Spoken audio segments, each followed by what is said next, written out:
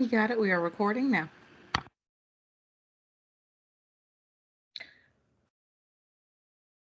All right, so good evening, everyone who may be on the Spotlight call tonight. Welcome to our Process Improvement Member Spotlight this month, January 2022, on Total Quality Management.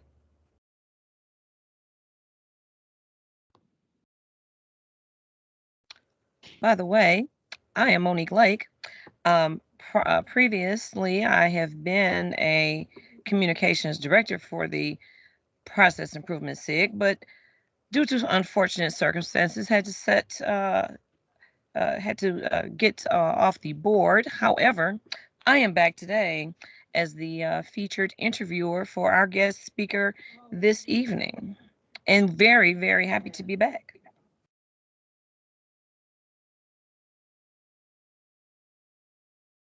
So about NSBE, just a little bit of information.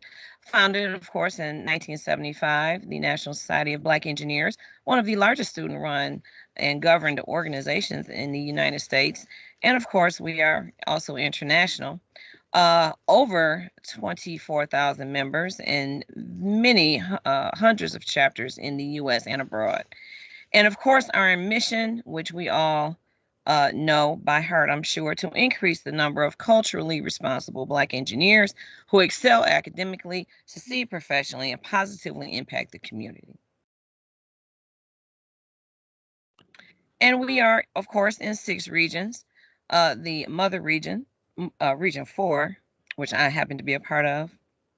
And of course, you see by the geographic map of our membership, we have a large presence in all of the pockets of the United States and abroad.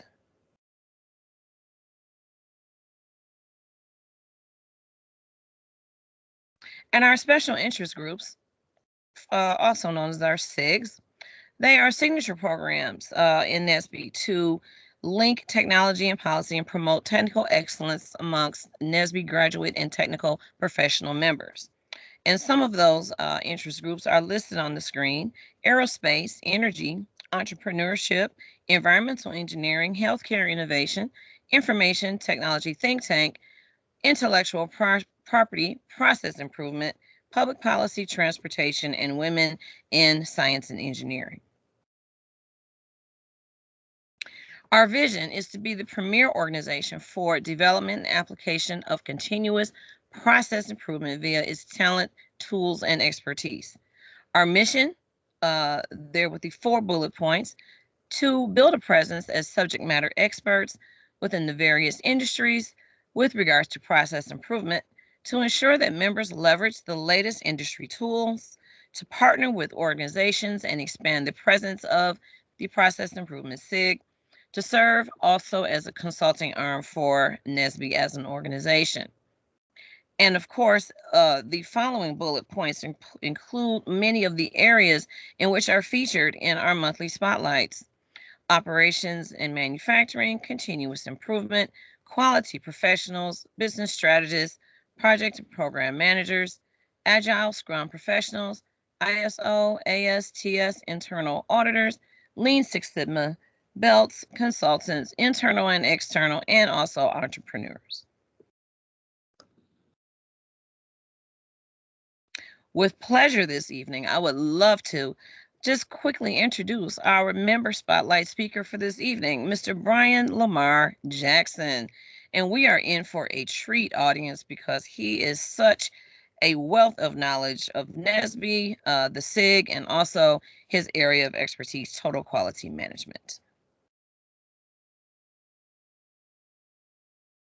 A little bit about Brian Jackson, a native of southeastern Arkansas, in which he went on to obtain his undergraduate in chemistry from the University of Arkansas at Pine Bluff.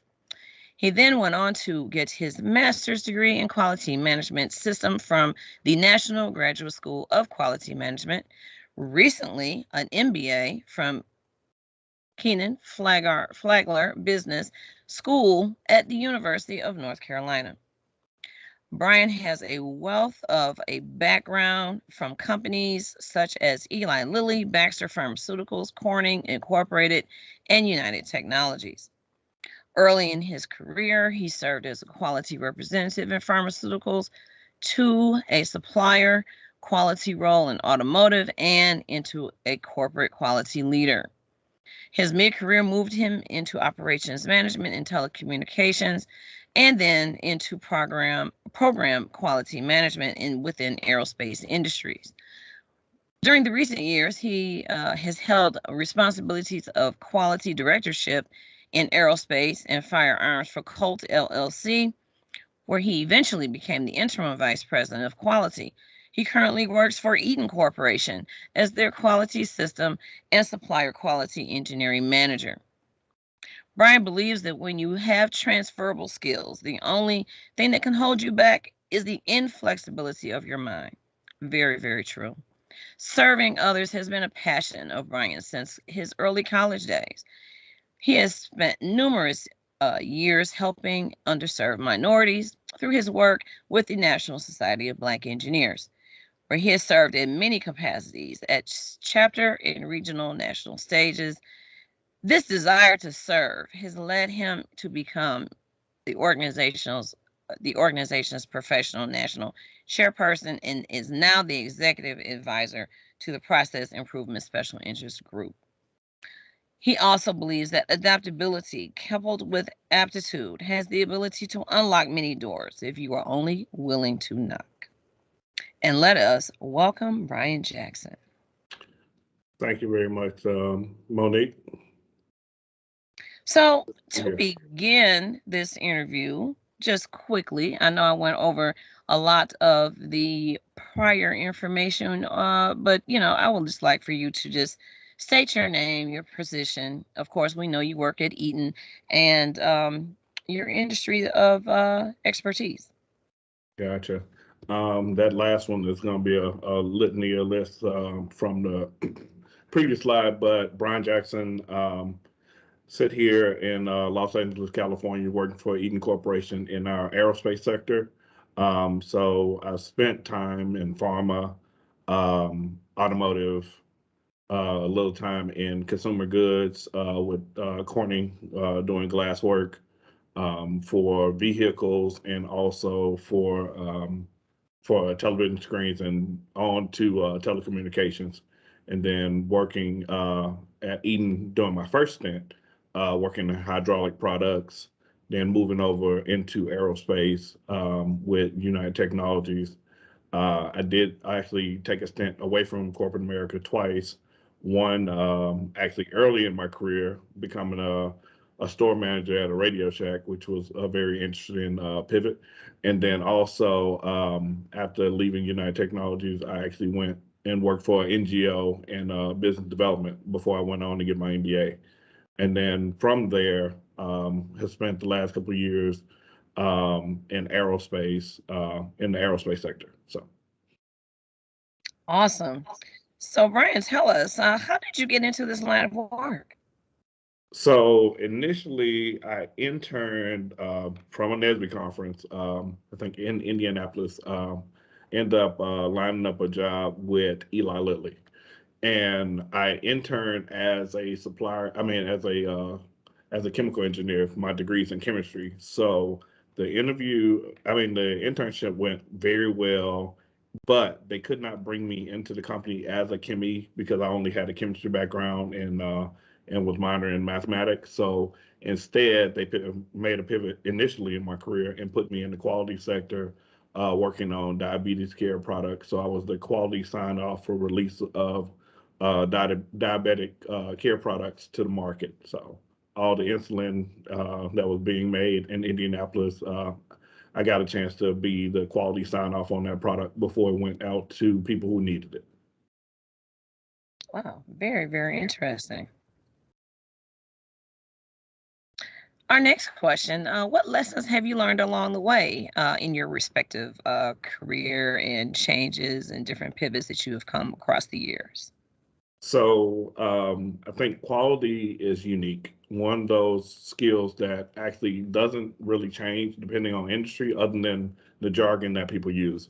So it allowed me coming into quality and actually starting in quality allowed me the ability to work in different industries, see how different things work, and basically that's why I talk about not closing your mind to things, because you can be the rock star in one industry and then turn around and pivot into another industry, but you still have to take that time to learn that industry as you go through, even though you have transferable skills, because you're rebuilding your network of people, you're rebuilding your network of advocates, and basically understanding those two things coming in the door allows you to basically put your nose to the grindstone when you get there, so that you can build your repository of knowledge and wealth of that.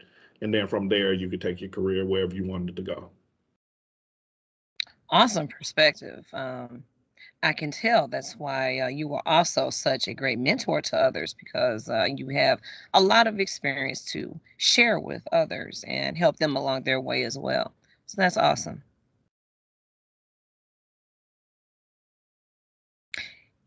If you would give yourself any advice about your line of work, what would it be? Um, let's see. Advice about my line of work. I may have actually taken my pivot into operations sooner. More Mm. so, and probably would have taken the pivot into operations in the automotive sector because of how fast paced that industry is. I think there were some jewels there I could have learned that I didn't pick up, but fiber optics was just about as busy. But at the same time, I think that getting that getting that stamp of approval in operations helps to grow your bandwidth and your knowledge. Similar to when you get an MBA, you get to understand what the balance sheets look like and why things are done the way that they're done. That's the same way I feel about that stint in operations. Although it wasn't the career path that I wanted to take past that point, it was a wealth of knowledge, especially being a young supervisor, managing people twice your age, and being able to realize that most adults at times act like children. So being able to cultivate and build up individuals and help them grow in their careers, even though they're older than you, is a skill set that is invaluable. I totally agree. Words of wisdom, I must say.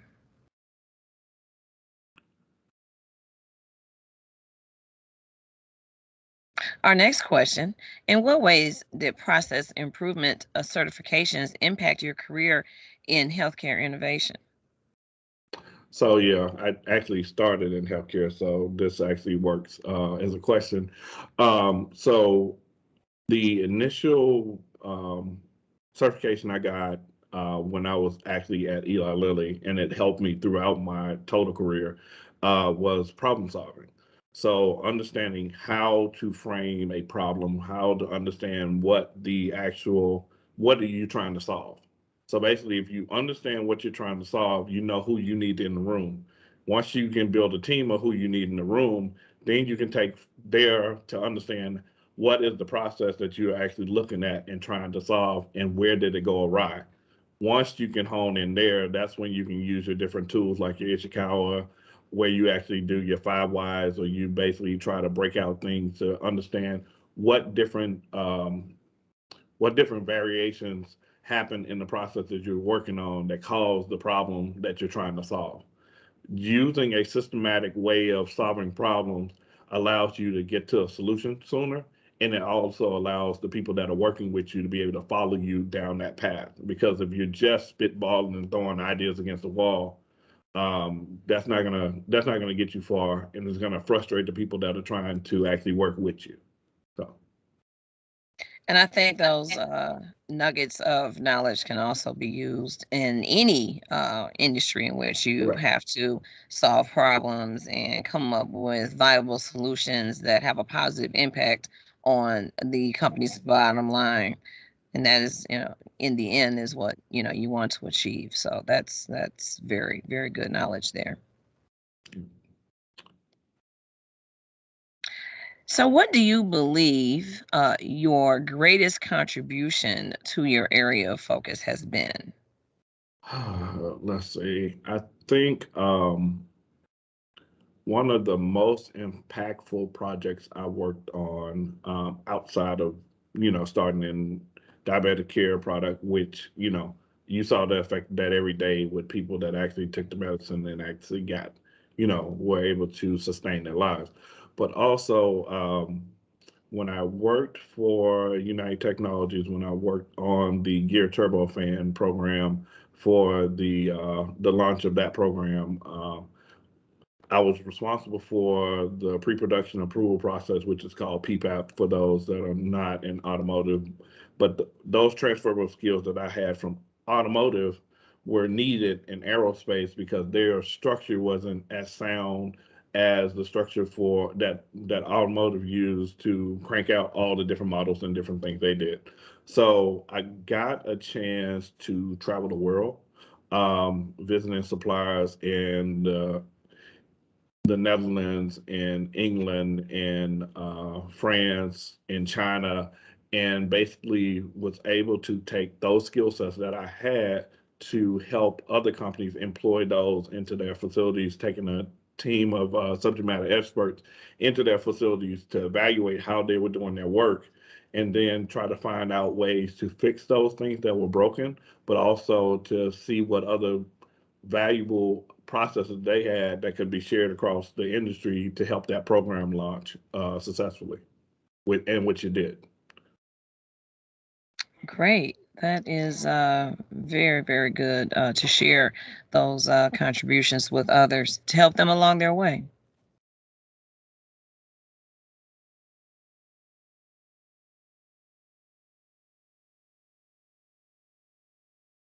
What do you consider, Brian, that your greatest strength and opportunity would be in in your career thus far?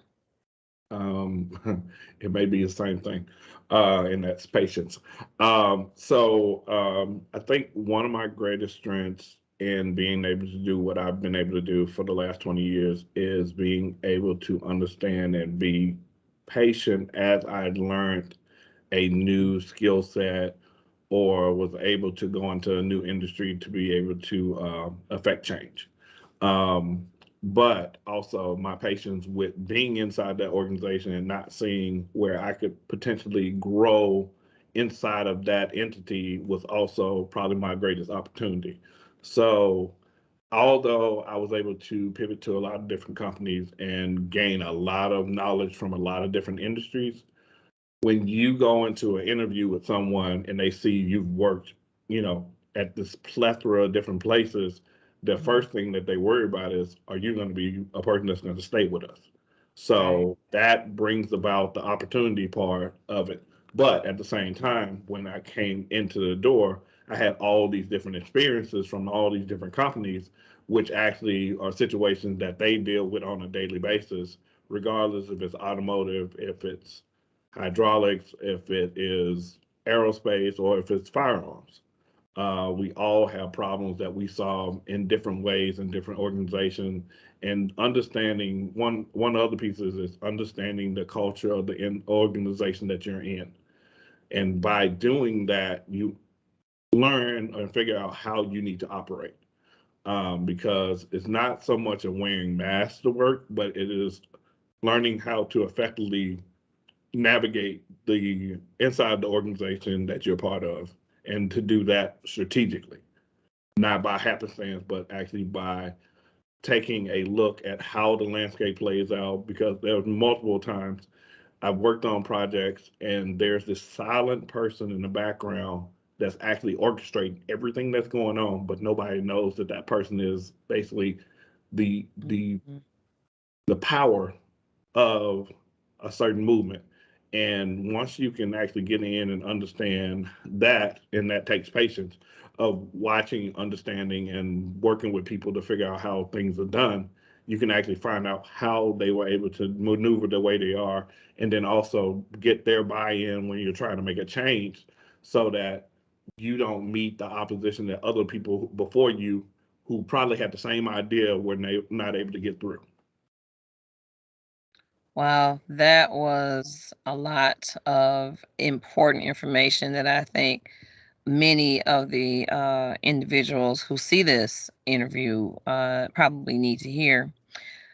Just as a little side note question to this one, you mentioned having a lot of varied background with different companies you've worked for, different areas of the business world. Um, do you think that has been added to your strengths and opportunities as you have made your way up the Yeah, ladder? I agree. That has had its benefits and its hindrances. Right. But also, I think Tiffany brought up a question. If we have a couple questions in the audience, I'd rather take some of those, and then we can come back to these if we, Okay. don't have anybody with any questions. So, All right. Great. Great.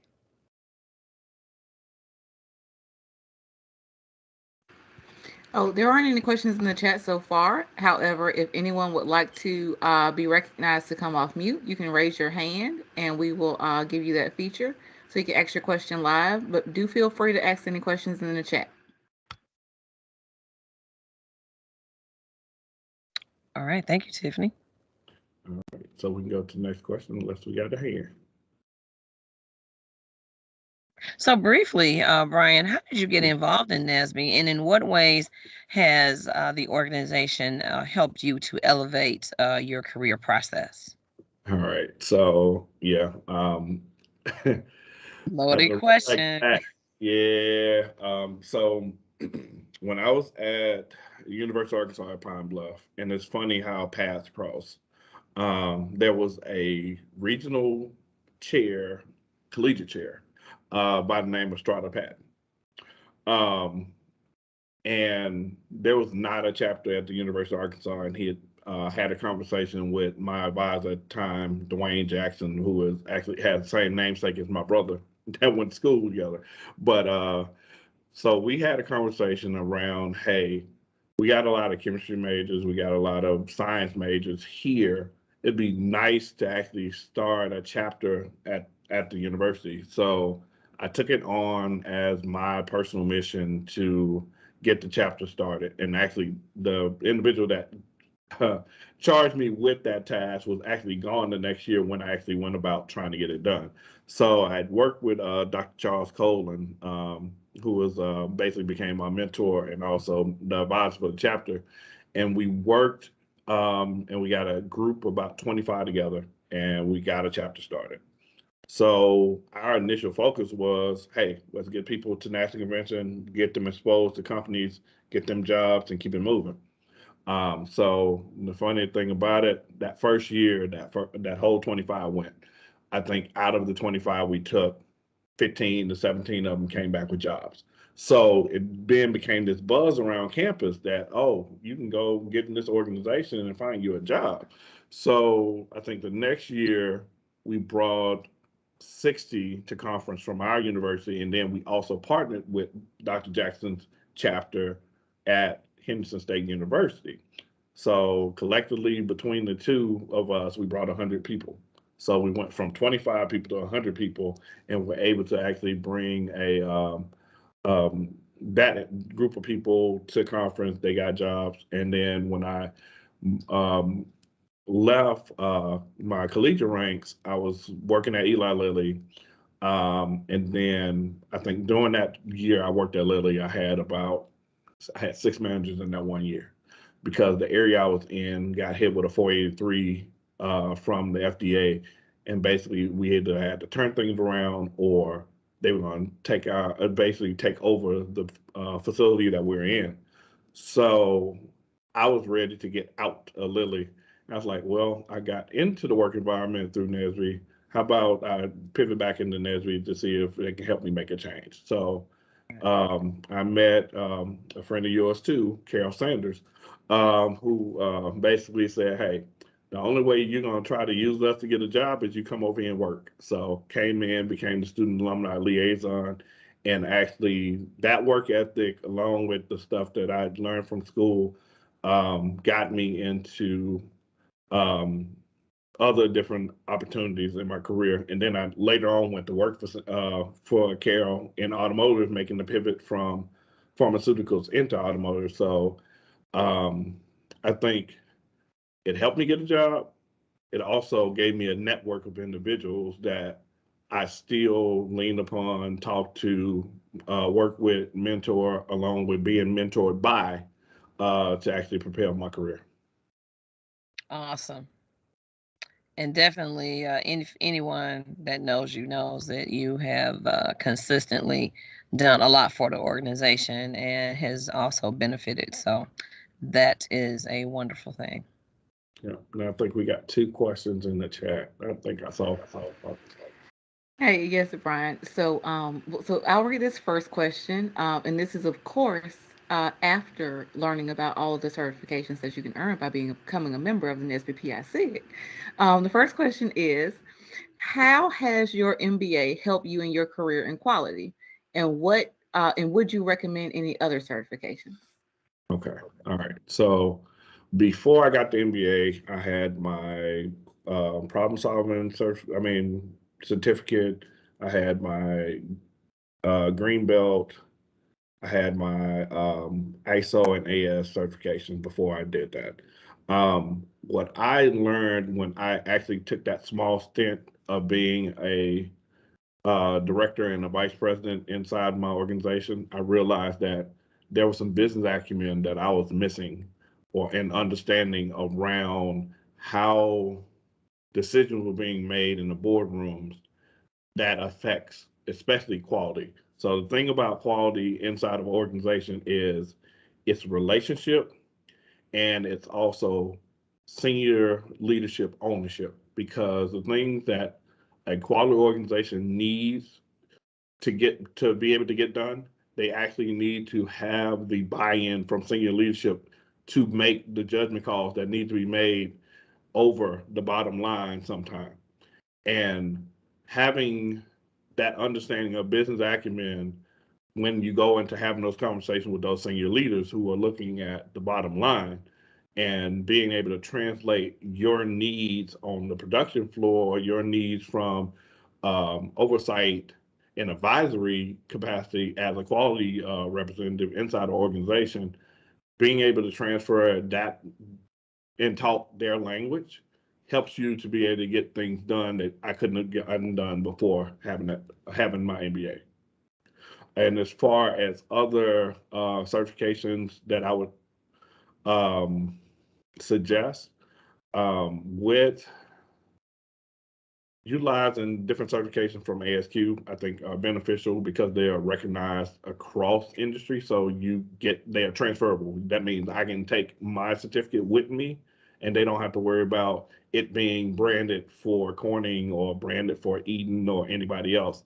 It's my certificate. It goes with me. So any of the transferable certificates from greater organizations like ASQ and different things like that, or PMI for project management, or also change management certification for quality professional. Change management certification is probably one of the most beneficial certifications you can get, because it shows you how to effectively get buy-in as you're making effective change inside of an organization, and doing it in a way that you carry people with you versus against you because you're going against the grain.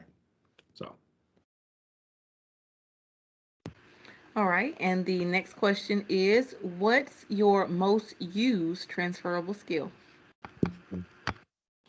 most used transferable skill is probably adaptability.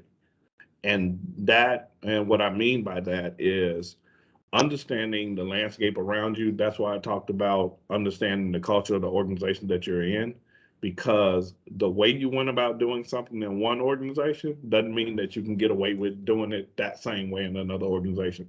So you have to find your workarounds. You have to find what path it takes to get something done. That's why that change management piece is key, but also having an understanding of who are the decision makers, rather they be an hourly employee or they be the CEO of the company.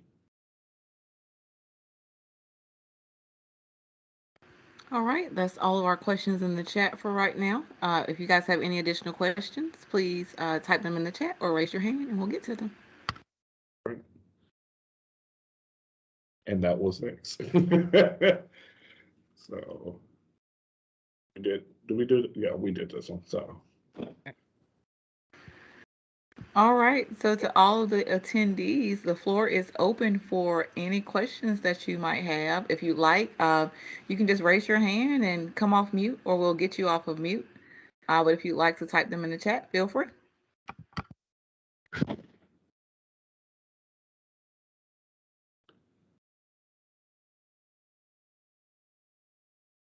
validity.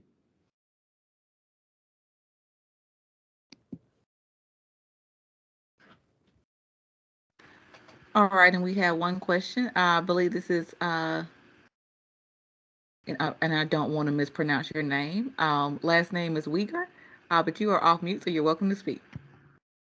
Yes, this is Lance. How is everyone doing? Oh, been a while, huh? Yeah, I know. I disappeared for some time. I know. Yeah, I went to grad school and I'm in quality now. I've been in quality for like 5 years now. Mhm. And I noticed that there's well, at least in my organization, quality gets a bad rep sometimes. Everyone's, it's quality again. So how do you deal with that? So I've dealt with that in a couple of different organizations, and it's about the relationship building. So that's when you take the time to go to the floor. That's when you go and sit with operators and understand what their problems are. And what you go and as you go with an ear listening to try to figure out what solution you can offer them from a quality lens.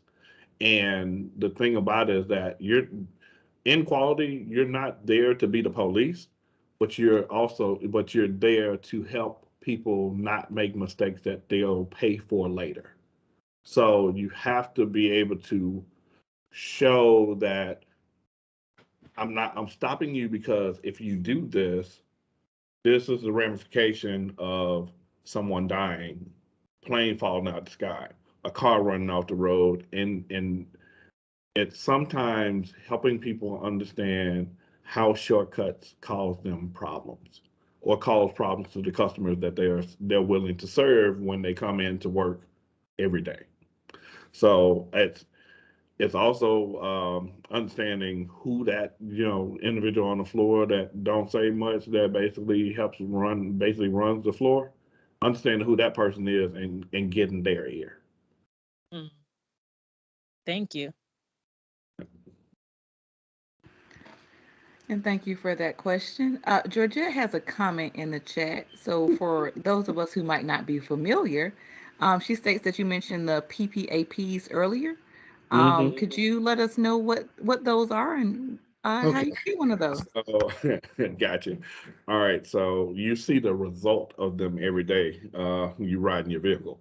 So PPAPs are production approval process. It's a pre-production approval process, and basically what that is as a company is making a car or making a new product, what they do is take all the subcomponents of that product and bank it against the list of requirements for it. So if I have a Lincoln Town car, the emblem is supposed to be this color of silver, and it's supposed to be made of this material, and it's supposed to be this stress relief and have this stress relief in it so it doesn't break if a rock hits it. So you go through all those components, you put them all through testing. You then pull together all the materials that will be used to make each one of those components. And that builds a huge repository of a book on a given subsystem for a vehicle. Those are then taken to the customer for them to evaluate all that information to make sure it's everything that you said was made to the right requirements. At the same time, the company that you work for would have quoted a certain rate in which they will be able to make product.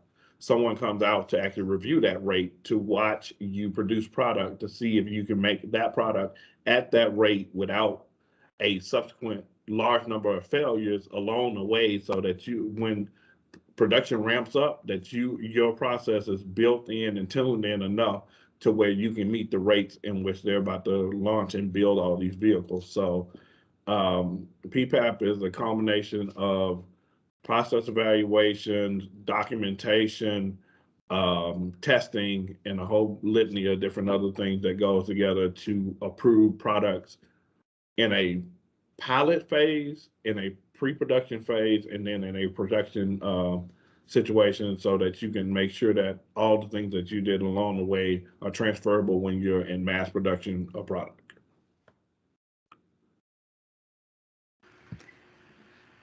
Thank you for that. Georgette, you have your hand raised. Sure. I was saying in the chat, Brian, I don't miss trying to get PPAPs done. Oh, I know, because the thing about it, it's not just a quality thing.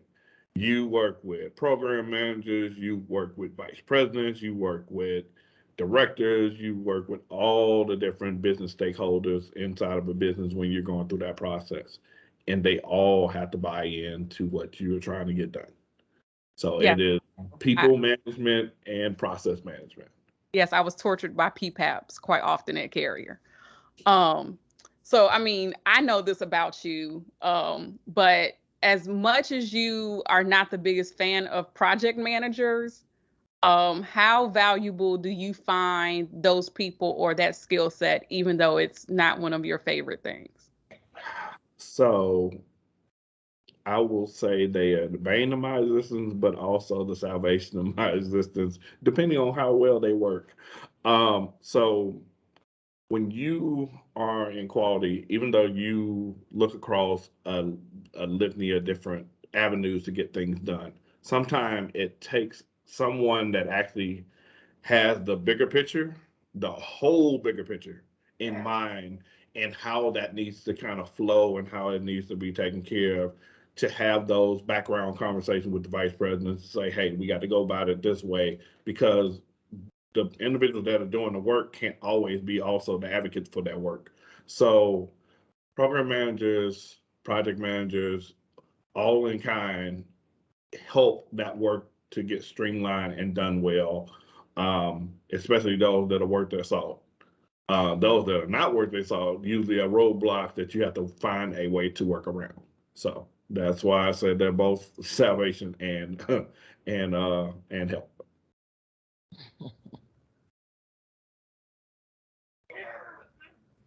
All right, we have a hand raised by Dr. Davis. Hey, Brian. I literally was just talking about TQM with my students just the other day in my quality assurance class. Mm-hmm. And I had asked them a question about how could they differentiate between a coach and a boss in an environment. And, you know, when you talk about, you know, the PM or, you know, project manager, whatnot, we talked about that, but we also hit on this very other sensitive topic, which was ethics. So can you kind of really hit on both of those things, the coach and the boss, and then kind of tie ethics into it at the same time? Because you're talking about delivering product to your customer, and sometimes people kind of blur the lines, especially with the ethics portion of it. They do. So I think one of the key courses for anybody that go into quality is an ethics course, because the first lesson, and I'll tie back to your question, but the first lesson I learned when I got to Eli Lilly in pharmaceuticals, because I was that sign off that released medicine to the market, was your signature is important, but your signature also could result in you wearing a orange jumpsuit if you do something outside the realms of what you're supposed to do. And I say that around that realm of ethics is because you basically are that last person, that last line of defense for somebody else that is about to take this product and assume that it's good, because at the end of the day, that's an intravenous product, so it goes straight into the bloodstream. So foreign materials, any of that stuff that potentially could cause someone harm, you have to be that person's advocate. because they're not there while the product is being made, but you have to evaluate their process and all the documentation that goes with it to make sure that when you sign off, you know that that product is good. And you get into conversations around when you have a problem and with a batch product. I'll go back to pharmaceutical and talk it from there. So you have your tech directors and individuals that say, hey, we need to get this much product out the door by this time or we're going to miss, X amount of sales.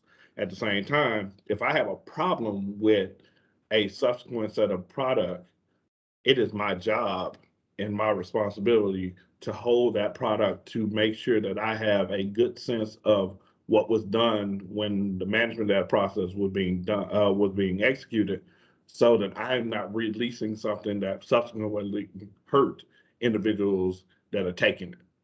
So ethics, program management, technical experts all have their own way that they want to spend things, but you as a quality professional have to have the lens of customer first. And that's one of your first principles of TQM, is that you want to make sure that you are customer centric first before anything else. And how about coach versus Hopefully that boss? answers your question. Yeah. How about coach versus boss? So the coach versus boss is from the standpoint of the coach is someone that actually will walk you through, help you take those baby steps to actually learn more about your career. It's almost the difference between a mentor and a manager. And the individual that walks that line with you versus a boss that just barks orders at you and asks you to go do things. And you also even see that inside of organizations like NSBE. You have those people that help guide and provide direction and have vision. And then you have those people that take their position and think it's just a leadership struggle and basically just are in it for the title. And that's where your bosses come in. They just like to boss individuals around versus somebody that guides you through to get you to where you want to go. Because when you get in that ethical situation, you have a boss say, get that done. When you have a coach that say, hey, here's what you need to look at. Here's what you need to make sure that didn't cross the line before you say that this is good.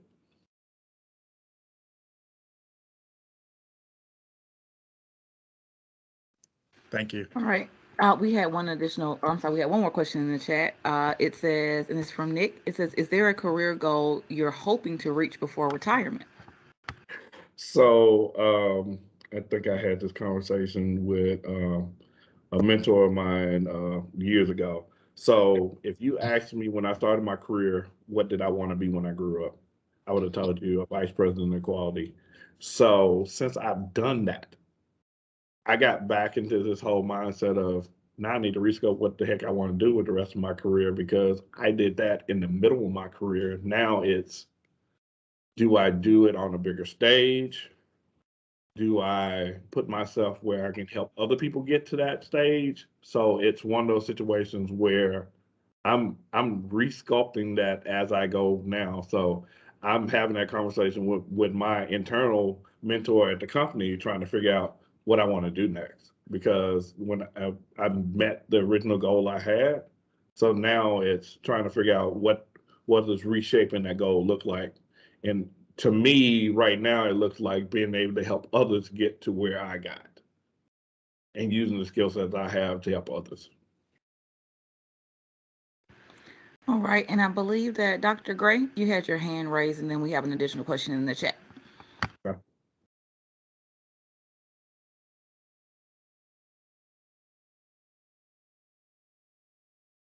Oh, give me 1 second. Okay.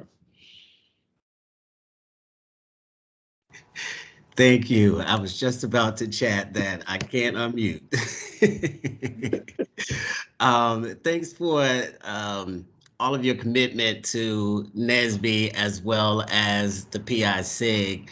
So my question is really about what advice would you give to incentivize those who've had the collegiate experience with NSBE to continue on and contribute at the professional level? as well as to get involved with, and I'm putting in a plug for you guys in your PIC to get involved with the PIC. Gotcha. A process improvement for those who may not be clear on the acronyms. and that's the same for any of the SIG, for working with an A&M in aerospace, working with you all in healthcare. I mean, I think the SIGs are very important, and they've changed and pivoted from the times before when you were trying to figure out what they do. Now you can see the product of what they do, but I'll take a stance from back when I was actually a student alumni liaison. So one of the things that we would do is we set up relationships with the chapter. So we actually went to their board meetings. So we actually helped them. Hey, you need a speaker for an event. You need someone to help you review a resume. All those things to help them get jobs. And the thing about it was that we helped you get to where you can make it to the next step. It is then beholden to you to do a couple things. That you've been introduced to a network. Cultivate that network, because you don't know when you're going to need it again. So come over to Alumni Association, or come over to the professionals, to where you can now not only go put your nose to the grindstone to get that job and get it done to where you can get promoted or start a family, but also help you to find those different shortcuts or ways to go about doing things that you wouldn't have figured out on your own. So one of the workshops I did when Letty was at the chapter in Hartford, when I lived there, was we went over unwritten rules of corporate America. And we went through a lot of things that you don't know when you come out of school that you're going to face when you go into the corporate jungle, or things that you think are all right that are looked at in a whole different lens from everybody else when you go into work. People think that you go in, you put your head down, you get work done. Yeah, that'll get you acknowledged depending on who your manager is. But if you go in, do those things, but also put yourself in different situations or build relationships in certain ways, you will prepare your career faster than just being a grunt worker. So that people can see the value of those leadership skills that you learned inside of NSBE, managing and working with people, and being able to transfer those over into your industry that you go into. And I think also what helps with joining a SIG is you have experts, you have trainings, you have different vantage points from different people that work at different companies. So you could actually leverage the conversation of, hey, I dealt with this situation at work. How should I best go about it? Without sharing any proprietary information, someone could walk you through a situation that they have was just like your situation and give you heads up on, you might want to do it this way, but not like this, because this would cause you problems. Or if someone is in the same organization as you are, you could pick up a mentor or a coach just by joining one of these groups. So I think that's one way of trying to help the next generation figure out how to get an organization, but also how they can leverage the SIGs to actually help them propel their careers too. Thanks, great points, and look forward to hopefully seeing you guys at NSBE Nationals. Another plug for the organization in Anaheim. Yep. We'll be there giving out certification for a Six Sigma Yellow Belt, as we have done in the past, and soon, hopefully, we'll be able to launch a Green Belt class that can get some more people credentials that will help them in their career, and you can take it with you. All right, we had another question in the chat, and I'll take this. It's the top of the hour, so I'll take this time to state that what I'm going to do is just open up the access for all microphones to come on if anyone feels like they have a question that they'd like to ask live. So at this time, this is your fair warning.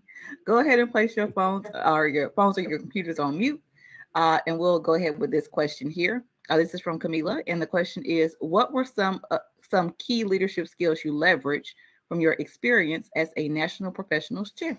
So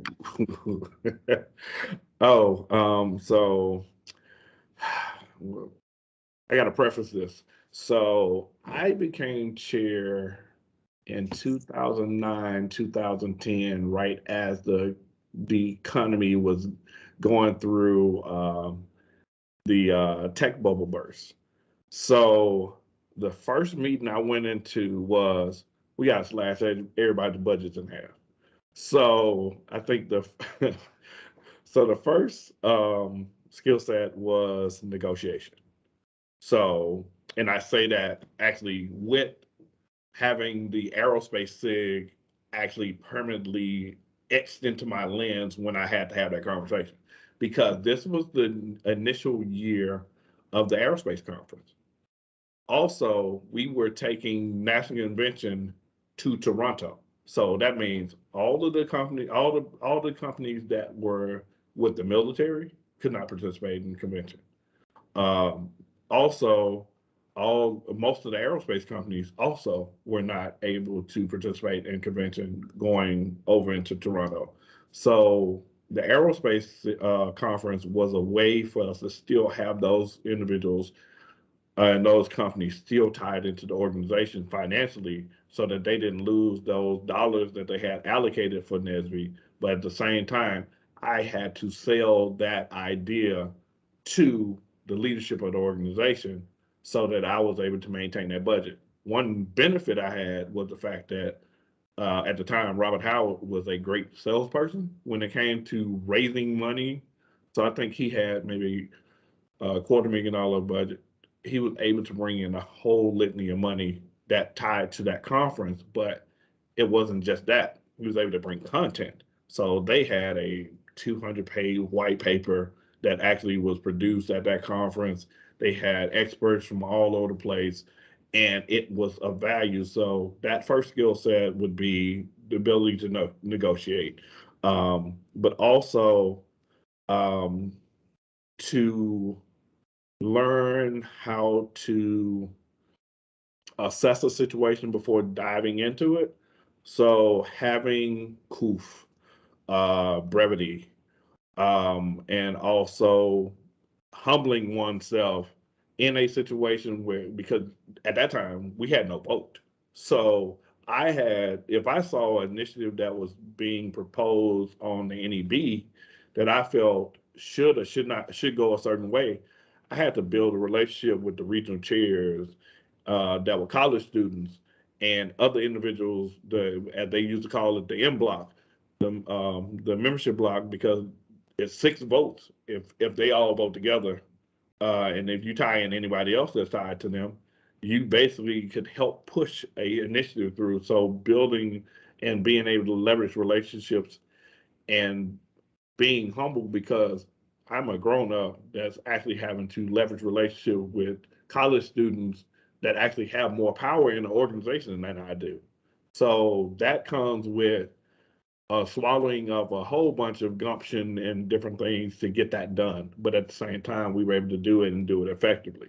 Now, it took a toll, but at the same time, the greater organization didn't see that toll. They saw the fruitful results of the negotiation.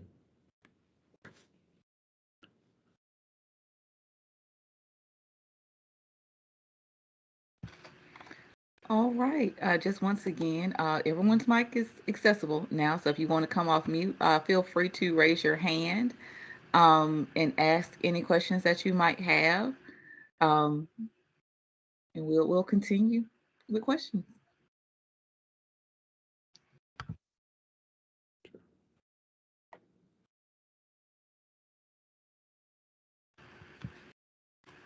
And I'll say, while everyone's waiting, I have a question.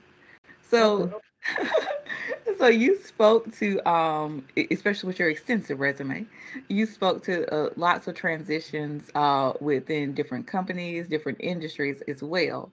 Did you find any difficulty in navigating to each of those companies? So, and I've shared this with people that I've mentored. So when you make a pivot with a purpose. So what I mean by that is you go and research the industry, you go research the company, you go look and see what individuals that potentially be on your interviewing panel. You understand as much as you can about those individuals before you go into the room. You have your list of questions, so you should understand what you are willing to accept and what you're willing not to accept going into a room with individuals when you're trying to make a pivot in your career. I would have so much research done before I go into an interview to where I start basically recording my interviews as I went to interview and using those to play back to understand where I need to work on my interviewing skills. But also having some of the information with me so a company could see, oh, he's actually serious about this job because he went and actually looked at our balance sheet, he went and looked at our industry, he looked at our competitors, he looked at a whole bunch of different things about our company when he came into the room because he would like to become an employee within this organization. And that pre-work helped that pivot not to go smoother than it would have if I was not prepared coming into a situation like that.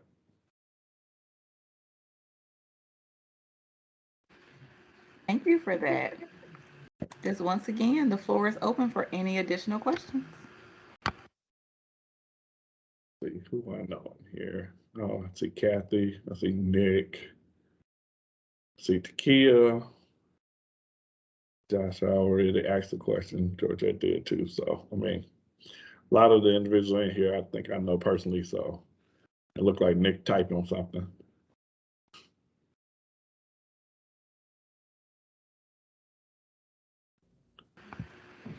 And just once again, and so we do have one more question, but I'll remind everyone attending that please refer to the chat.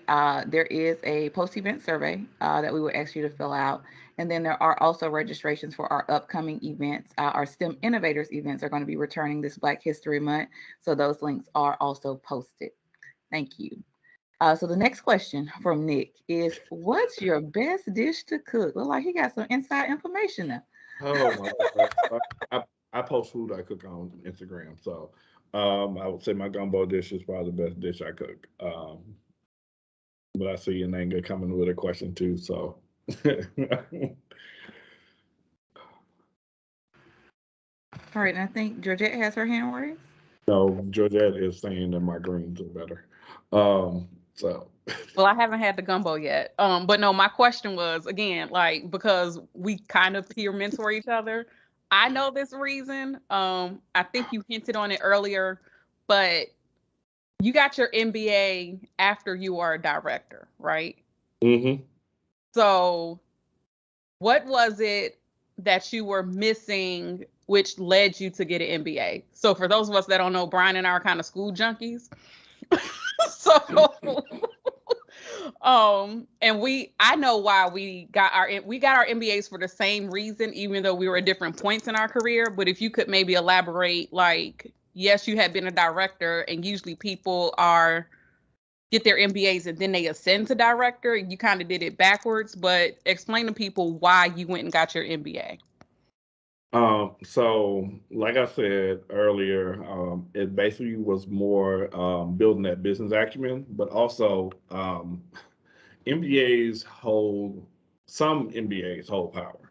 And I say that when they come from certain schools. So there are certain organizations that will only hire certain MBAs from certain schools because of the mindset of those individuals, or the curriculum that they go through to build the mindset that they have. I chose the program I went into because it was, I guess, a different type of MBA. That organization basically was one, Kenan-Flagler was more of a partnership versus the cutthroat environment in most MBA programs. So you were forced to actually go and work in teams and work through issues with individuals that I went to program with doctors and vets and individuals that I thought never need to have an MBA, but they went into the program to basically build that business acumen that you don't. So it's it's one of those skill sets that are innate in some people that are entrepreneurs, but it's on a different it's on a different level. So you have individuals that go out and are able to maneuver and understand finances and understand how money works and flows through organizations, you learn that all in the program. So that, because I'm in quality, understanding how you get initiatives funded and how you sell those initiatives to leadership was some of the main reason I went to go get that degree. All right, so now there is a comment from Kathy saying that she needs the recipe. So I think that the charge that we're going to have, and you guys on this call get the first opportunity that if you attend all live PISIG events through the rest of the year, Brian will give you that gumbo recipe. Okay, so we got to get you registered. That would be a green, not the gumbo, but that's famous. Oh, okay, the green. Just, He'll give just you let a you recipe. two know that I have a recipe for gumbo too, and this is the true New Orleans recipe. So just saying. Okay, so it's all PI6 for the rest of the year and National Convention. Okay, great. So we do have a question from Ananga, and her question is, can you comment on staying relevant in industry? What key tools and relationships did you leverage in that career assessment?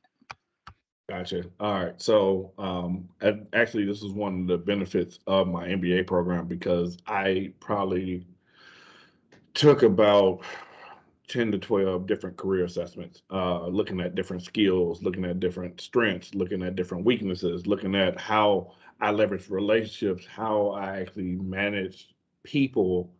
And then also, I think one of the most grueling one was where I had to identify 40 individuals that I had worked for at different levels, peer, manager, mentee, employee, where I was the manager of the person, and actually have them fill out surveys to give me a 360 on my management style, on my interaction skills.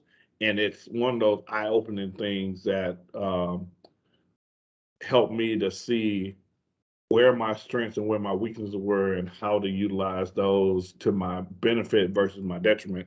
But I think you bring up a good point around relevancy in a industry, because if you don't go and seek out, it's actually one of the guys that actually sits on my strategic initiatives team for the stuff I do for NSBE at work.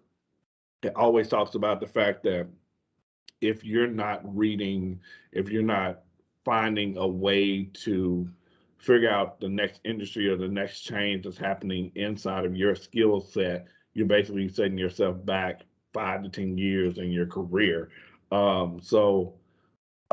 It's very important to understand what things are changing in your career. So becoming part of those industry organizations that are in your career help, because some of them are either on the cutting edge of what's about to become the new thing, or helping to sculpt what things are in the past that are about to be put away and put to pasture. So.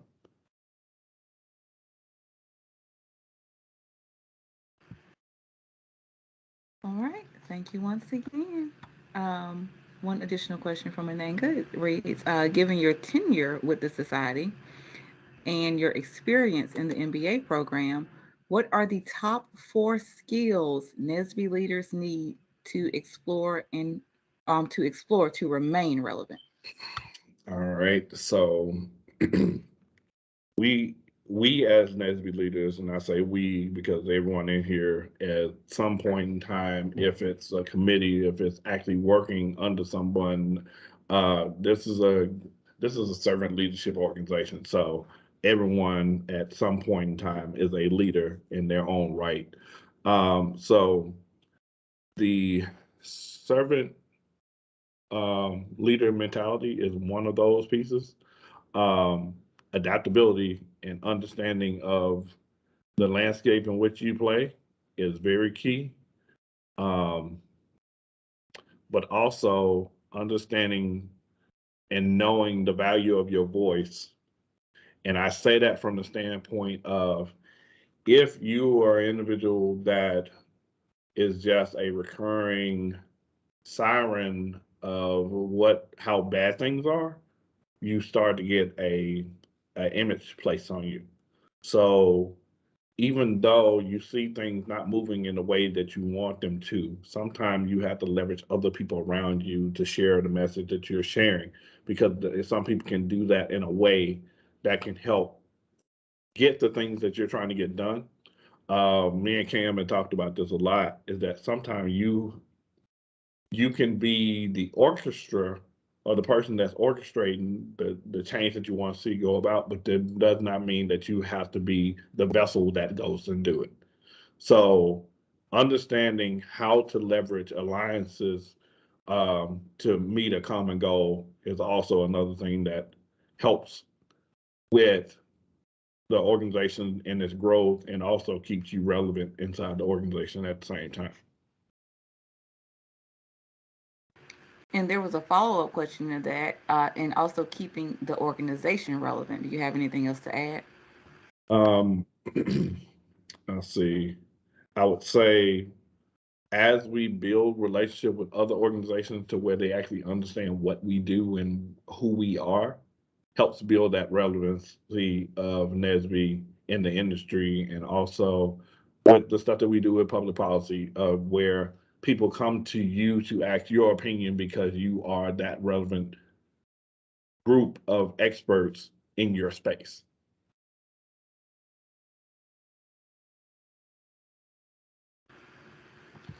All right, thank you. Any additional questions?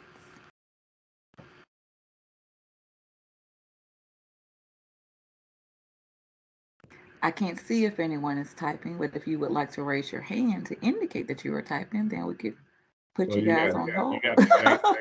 You got an anger and Georgette writing. Okay, good deal. So it looks like this is Oh, really, an anger? All right. So I will name a few, right? Alliances that I think would be beneficial to NSBE.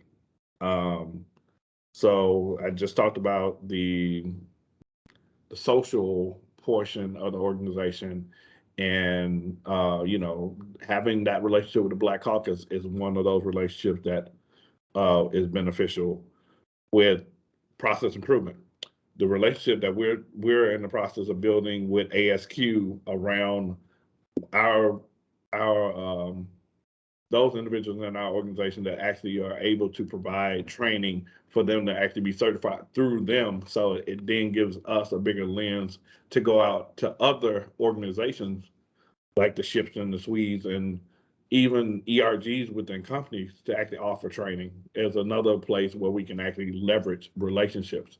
I think some of the relationships that the Aerospace SIG has built with some other organizations, NSF, different organizations like that, that actually are wanting to do the same things that we are, but at the same time may not have the bandwidth or the strength in those communities to get the work done, or organizations that we actually need to leverage to actually go about to affect change and also stay relevant in the spaces that we occupy.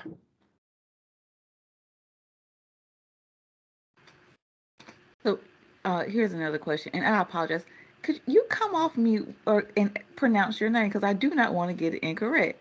But the question, say that again. Yeah. You talking about Enanga? No. Validity. Letity. Yes. Yeah. Okay. The D is silent. Whenever you see it, remember the D is silent. Okay. Yeah. But the question is that she states that maybe she missed some events, but are there any offerings for technical skills for new quality professionals? For example, the PFMEA 101.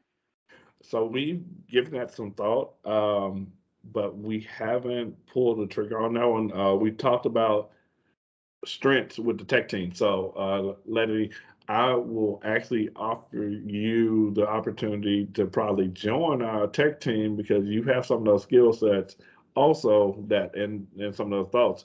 But we listed and looked at our membership to figure out where their skill sets and their strengths were. I've done PFMEAs for years, so that's one of the areas where I'm strong at and have led them inside of other organizations. So I think that's not a bad idea. We were trying to understand what bench strength we had in the organization.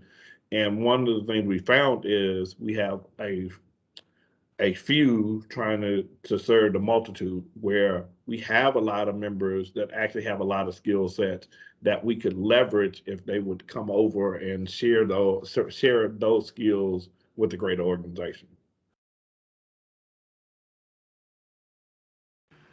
All right. Yes, And yes. Like I done volunteered myself again.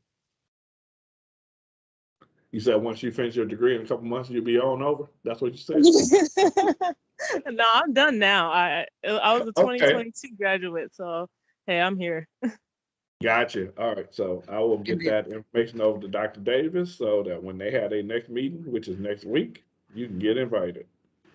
and All this right. meeting is being recorded, so thank you.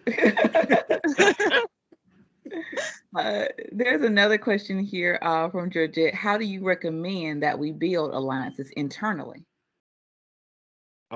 So I think one of the key things, and I think it's a little bit different when I was a SIG director than it is now, but so we used to have SIG retreats, and the initial relationship building happened with the SIGs. We used to figure out what things we could leverage each other to get done. And I don't see that happening as much because everybody started to work on their own initiatives. We've gotten away from the collaboration within the SIGs. And then also, and I don't know if it's because there are a lot of new individuals at headquarters. We used to also leverage relationships within headquarters to actually go about and get things done. So I could tell you different things that we used to work with Dr. Mike and get things done. And we would leverage a couple of SIGs, and there will be industry things that will be going on that we were able to go out and try to do. So I think building upon already established entities within an organization to collaborate with those first, and then figure out how to leverage headquarters and different things like that to get more done. But you got to have the people to help with that, because if not, what you do is you burn out that group that is working on initiatives and trying to steer the ship. So basically, you're building and flying the ship at the same, flying the plane at the same time, which we've seen works, but it also is very strenuous, and not a lot of people can do it.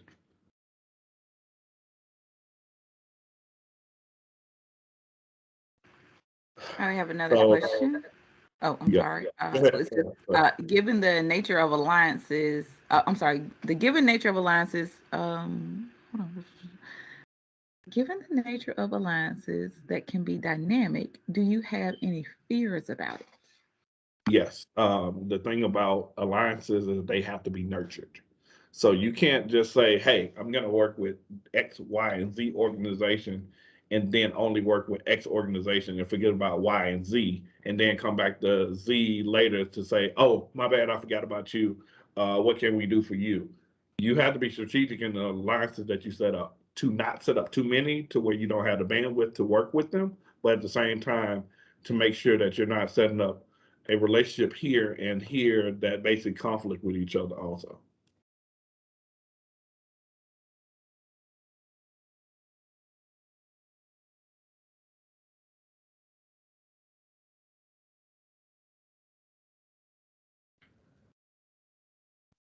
I think we're down to the last 5 minutes, so we will be doing, make sure that everybody fills out the survey for the event so we can use that data going forward with, the other things that we plan to do.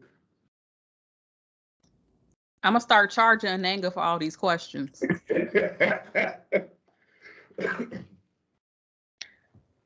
Well, Brian, we definitely thank you for your insight today, and we appreciate your valuable wisdom and all the things that you have offered for our audience. So this has been very, very, very good interview, and like I said, it was a pleasure to be the interviewer.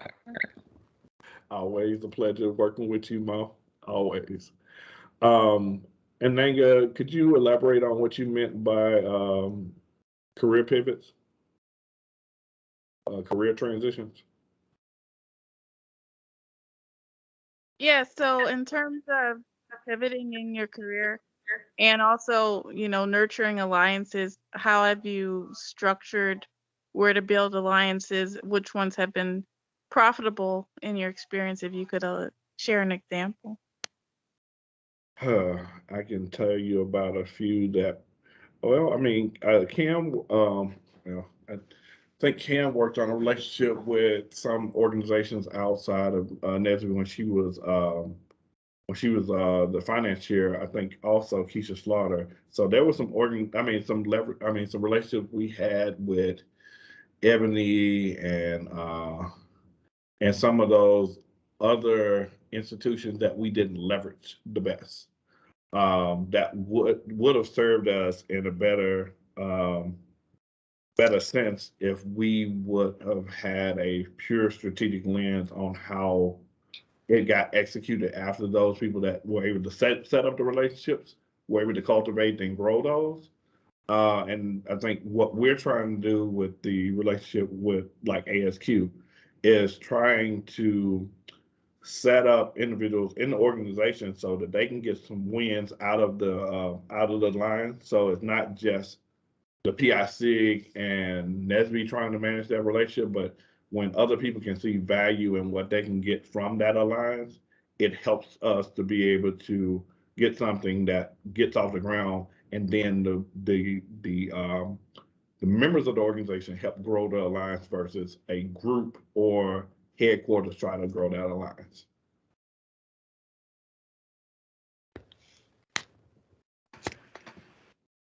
All right, Brian, we had one more question in the chat. Just have a couple of minutes left. So if you want to take this last question, this is from Kathy, and she asks, in the beginning of your quality career, did you feel that you had all the quality equipment needed to provide quality parts? No. So when I started, outside of taking that problem solving class, I think it goes back to a question someone asked me when I started working at Eli Lilly, and they were like, "You got a degree in chemistry. There's a lab right there. Why didn't you want to go work in the lab?" And I told them, at that time, I got my chemistry degree to problem solve and to work on issues because I'm more of a people person than I am someone to be cooped up in the lab. So it's one of those things where I did not have all the skill sets that I needed, but I had the structure and the thought process of how to go and obtain those things I needed. So one of the things I ended up taking on when I got there was coming up with a streamlined way of how to review batch records to release medicine to the market, which nobody had thought about the fact that we needed a tool like that. So I took my mindset into work, and as I worked in quality, to go and figure out what those other things I need to go to be able to produce the quality product that I wanted to make sure that I was known for in my industry.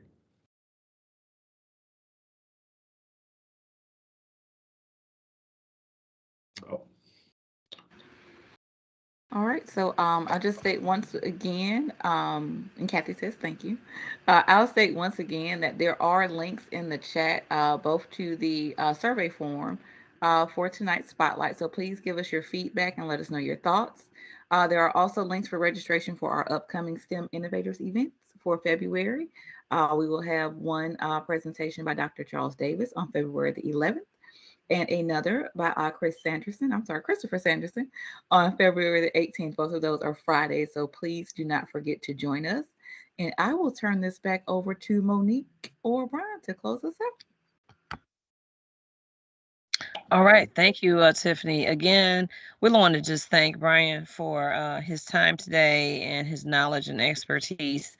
And I think everyone on this call today were able to get a lot out of the presentation. And we want to just make sure we keep those people around that we can learn from and get those nuggets of information to help propel us all into our next phases of careers.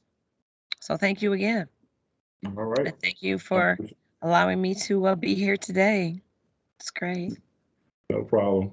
Thank you all for your time, and we appreciate you coming out. And you can follow us on social media at these different locations. And we look forward to seeing you at our next event. Thank you, Brian. Thank you, Tiffany. Thank you, Monique. Oh, Right. yeah. Kathy, hello. Hi. I can't wait to travel again. I miss you. I miss you too. It was really great, informative information.